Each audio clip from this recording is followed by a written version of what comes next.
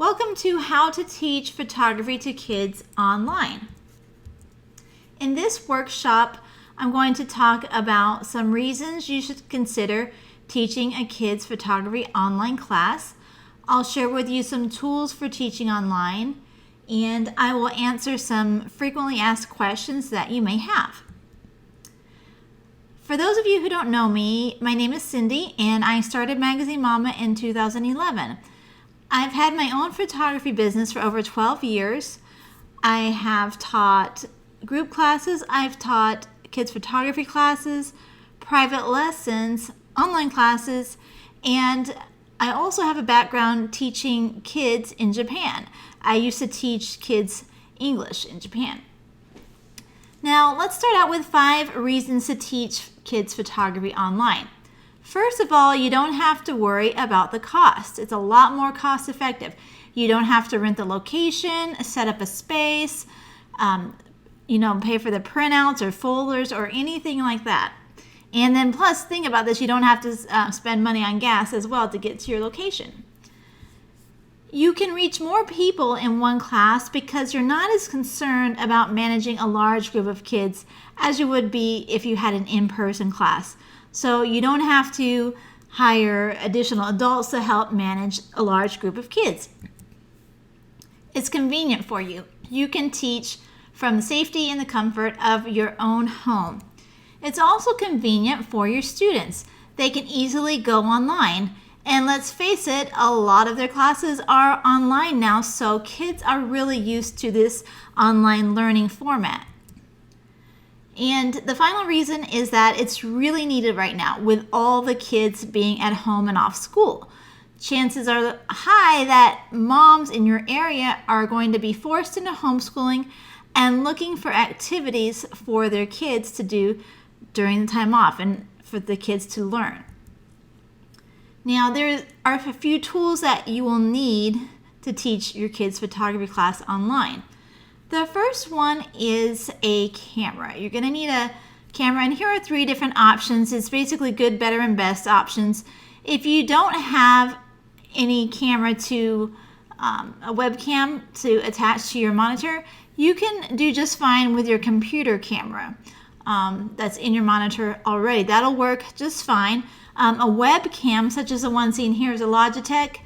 That gives you a little bit better quality, and then a DSLR will give you the best quality.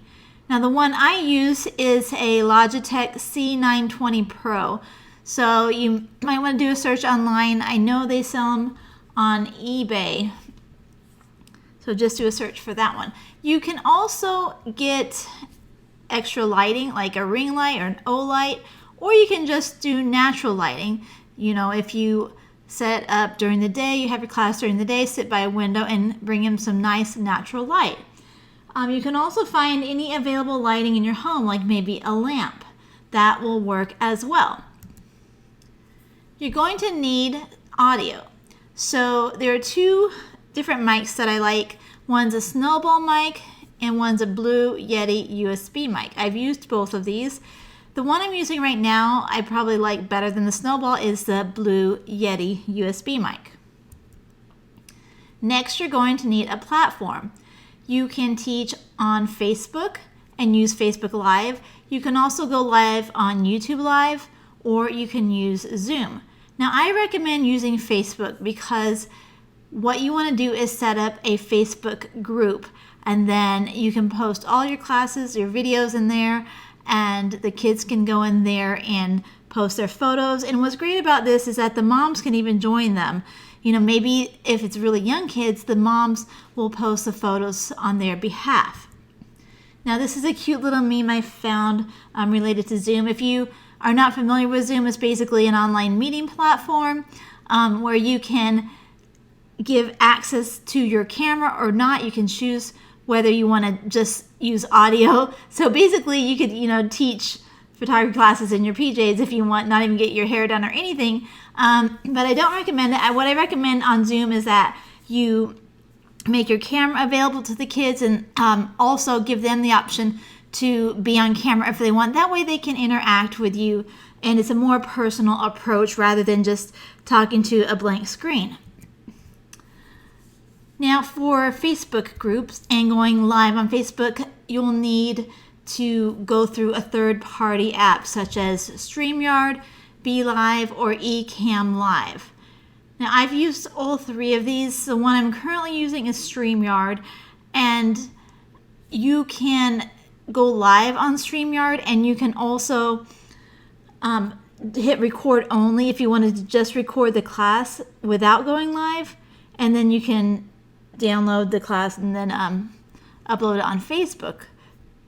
The one thing I would not recommend on StreamYard is like interviewing people and having more people come on your live, because I've had it crash a lot, or it doesn't have very good quality. So if you want to do a section of the course where you invite everybody, I would use Zoom for that.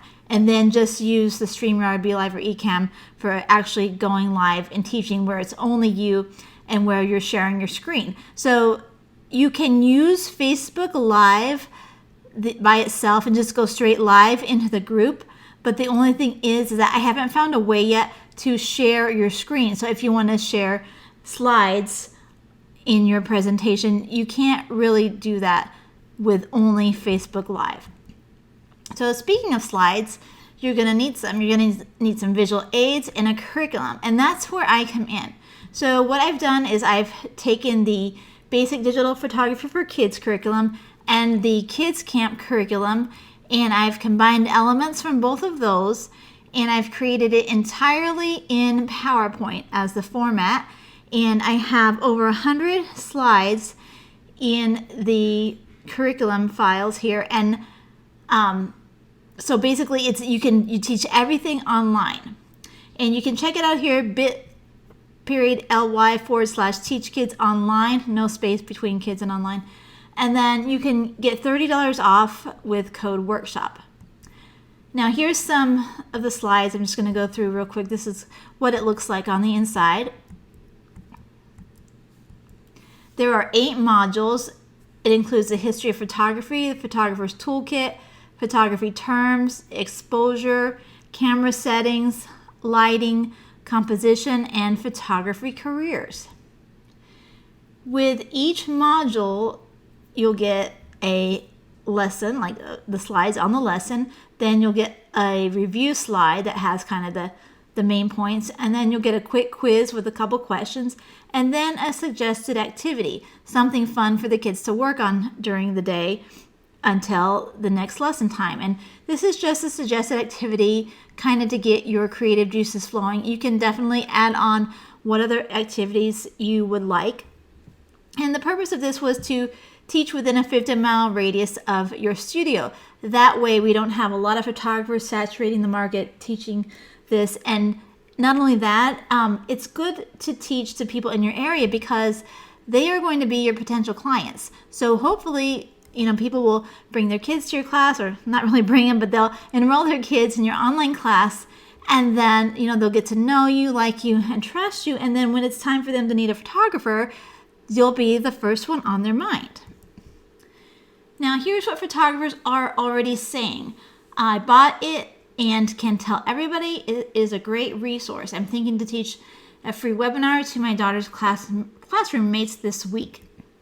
And then another photographer said, this is a great workshop. I bought it and started using it this weekend to supplement the business catastrophe we are all experiencing. And this photographer here purchased the curriculum, and within 24 hours, she was already got her Facebook group up and had 10 students enrolled. And that is really, really incredible. But it also shows how easy it is. You can get a online class up quickly, a lot quicker than an in-person class. So let's look at some questions. Question number 1, what if the students don't have cameras, or if some have point and shoots and some have DSLR, or if they have different brands than what we're teaching with? You want to work with what they have. They can even use their phones to shoot with. The purpose of the course is not to teach them how to use a specific brand of camera. It's to introduce them to photography, such as the ideas of exposure, types of cameras, the settings. Next question is, how do we explain things if students have different cameras? That's a great question. Well, if you wanted to, let's say you have your Facebook group and you can set up a poll inside the group, similar to how I do in the Magazine Mama Facebook group, and ask the students what kind of camera are they going to be using, and then just put a few options in there and let them include another option if they wanted to. And then do a quick search. If there's a type that you're not familiar with, read up on it. You can also ask them to have their camera manuals on hand during the course. Now, if they don't have it, you can Google their camera manual. We found that there are a lot of manuals online, like a PDF format, that are easily accessible and downloadable. So if you know ahead of time what type of camera they'll be using, you can already have it downloaded on your desktop to troubleshoot if you should need to. But I don't think you will really run into too many problems like that, because a lot of the settings and everything is kind of similar across platforms. It's easy to figure out. What age groups is the program for? Approximately ages 8 through 14. Those are the recommended ages. What is the maximum amount of students recommended per class? Well, you can have as many as you want, but obviously you don't want to have it too large, because you're going to be giving them your time and you want to give them your attention and make sure everybody is learning properly. So maybe 20 is what you have as a maximum. If you want to limit it to 10 to 12, let people know that you're taking a limited number of students on, and then as soon as the first group fills up, you can reopen another session if you want to. So if you limit it, it creates a scarcity. It's kind of like when you do your mini sessions and you say, I only have maybe 5 or 10 spaces available, and then you can do a countdown like on your social media, say there's only 8 spaces left, and count it down. And like I said, smaller class size gets more attention from you. So you want to emphasize this in your marketing, that you're limiting it to a smaller size so that you can help the students. And 20 is really technically, it's not too large like for online. And the good thing about this is that, like I said, you can have several sessions if you want to. You can even have them going on at the same time. I don't know if I'd recommend that, but if you wanted to, you could have a morning session and an afternoon session and just have 2 separate groups. Question number 5, should we record all the modules and let them watch when they can, or make them log on live? There are a few different options. If you can, I would go live at the same specific time each day. This gets the kids into a routine, and you as well. Then put the recording into a unit inside the Facebook group, and for those who didn't make it to the live, they can still watch the recording. Now, if you want to choose a time, what you can do is say, inside the Facebook group, maybe give them 2 or 3 options of which time is best for them, and have everybody vote. Do a poll again, and then the time that has the most people, being able to make it to that time slot, use that time slot. Now, if you want to record the lessons ahead of time and upload them into the group, you can. And then what you could do is choose another time of day that you consistently go live on Facebook or Zoom for a Q&A session. Next question, what does a sample daily schedule look like with balancing teaching and doing? It's a great question. So I put up a tentative schedule here. Now, I said the modules, there are 8 modules. So here's what it would look like if you create a 2-week course.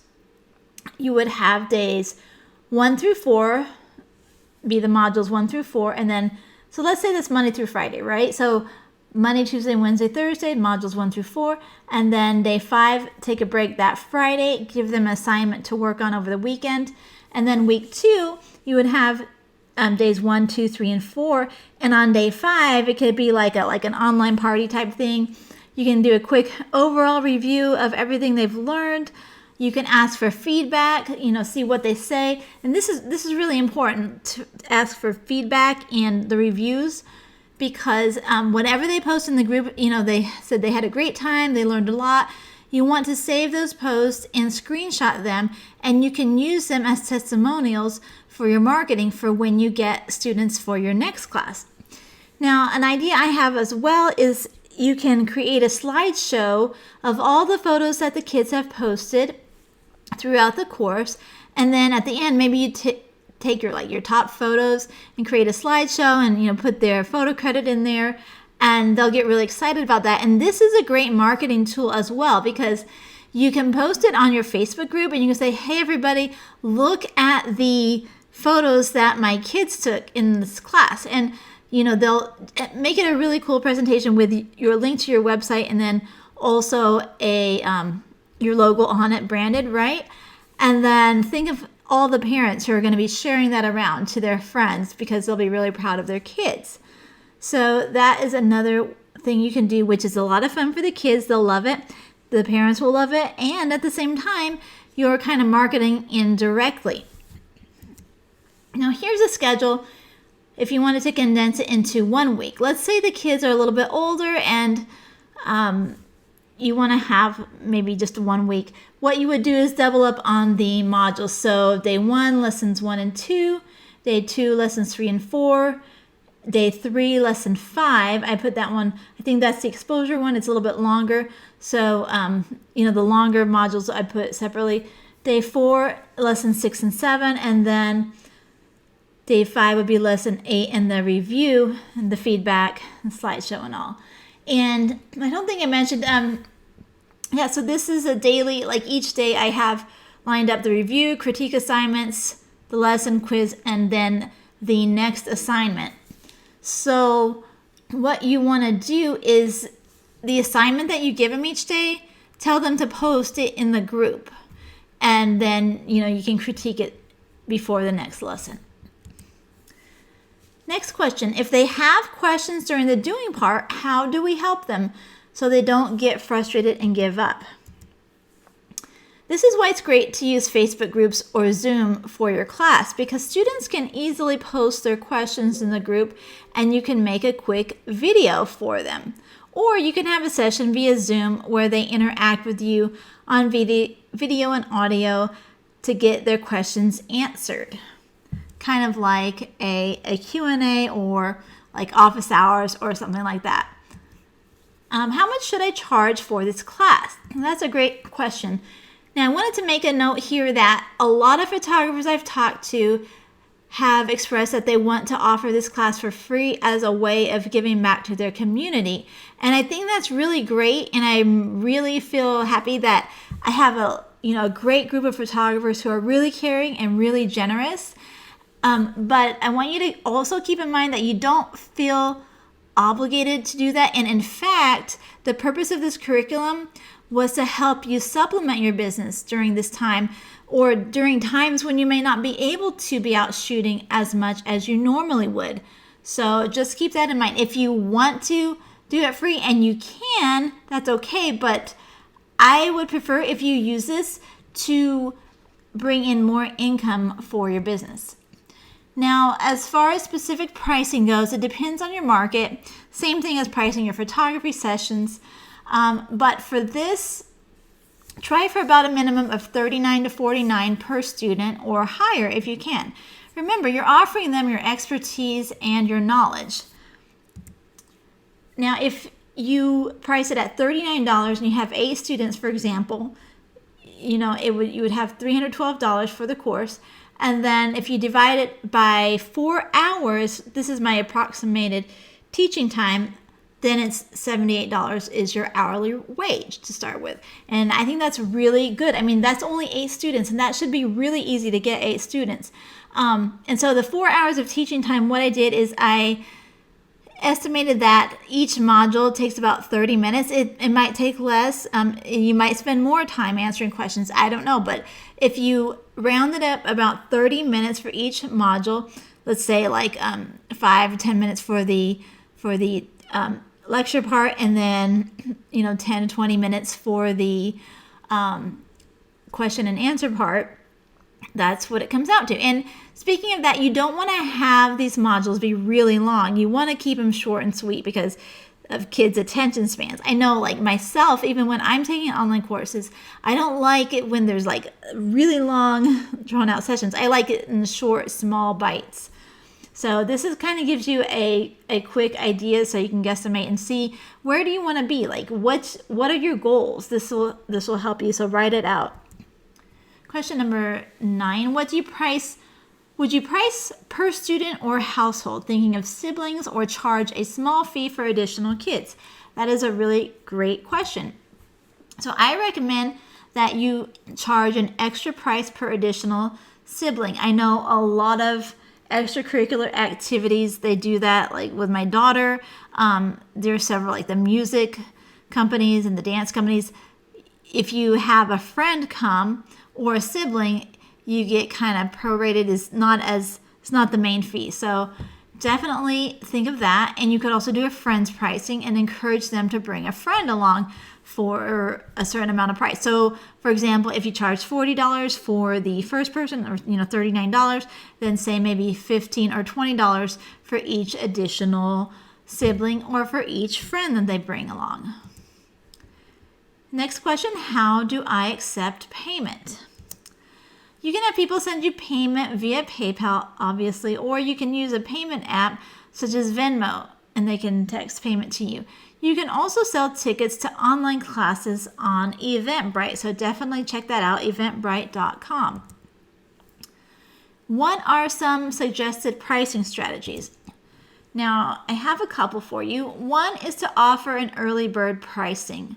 Maybe you offer $10 off or 10% off for those who sign up before a certain date. So let's say if you start out with $49 for your course price, then offer $10 off for everybody who signs up by a certain date. So that encourages them to sign up early. Now, when I say have them sign up to get access to the special offer. This will not only help you grow your email list, but will pre-qualify those who are interested. So basically, say, do you want an early bird pricing code or early bird pricing coupon? Sign up to get access to it. So they would have to enter their email, and then you would send them an email with the code.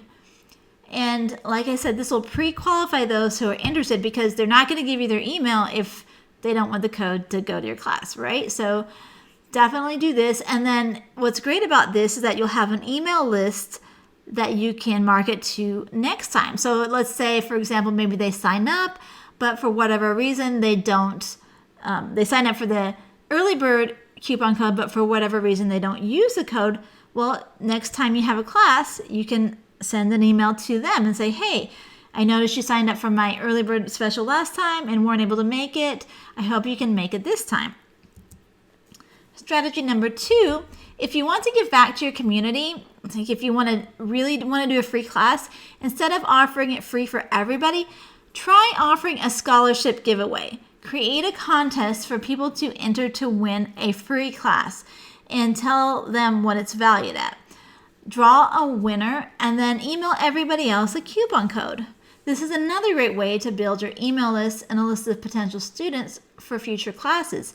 Also, what this does is it creates more content for you to post online, because first of all, it's a contest, right? And people are going to share it, and then you can draw a winner. You can go on Facebook Live and say, I'm drawing a winner, and build anticipation and, count down the days to the drawing, and say, only 3 days to enter, only 2 days. You can have a lot of fun and excitement around it and make it a lot of fun. Another idea, or 2 more ideas for your scholarship if you're giving away a seat to your class. Ask the scholarship entrants to write a short paragraph on why they want to learn photography, or maybe just ask them to say in your own words, why do you want to learn photography?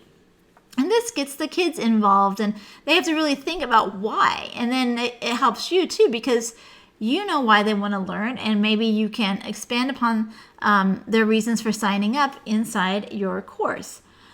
Another thing you could do is ask scholarship entrants to submit their favorite photos. So make it a photo contest. Post in an album all the photos that you've received on your Facebook page. Set a deadline and tell them that the photo with the most likes will win a virtual seat in your class. Now, this is a great way to get your Facebook page in front of a lot of other people in your area, because once their photo is in that album, everyone's going to be sharing it with their friends saying, hey, vote for my picture, and the parents are going to want their kid to get a free class. So they're going to share it with all their friends. And think about this, like if it's a parent of a kid that's potentially coming to your class, they share it with another parent who is likely a parent of their friend's kid. So it's a great way to reach new potential students as well, and also to get the word out that that about your business and that you're having a class too. So that's all that I have to share with you today. If you have any other questions, feel free to email me, info@magazinemama.com. And I appreciate you watching. And don't forget, the code is code WORKSHOP to get $30 off. It's bit.ly/teach kids online. Thanks so much for watching. Bye.